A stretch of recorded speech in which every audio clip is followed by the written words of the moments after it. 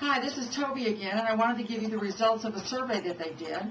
Las Cruces Bulletin published this on 8/14/2009.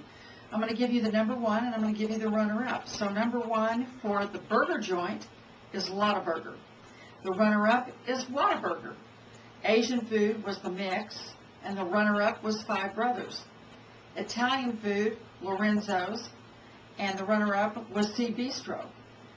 Pizza place, number one was Dion's. The runner-up was Pizza Hut. The burrito place, Santa Fe Grill, and the runner-up was Go Burger. Mexican food, which is my favorite, number one was Andale.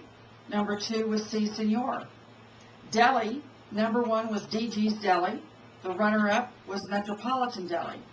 For vegetarian food, number one was International Delights, and the runner-up was Our Lady Health.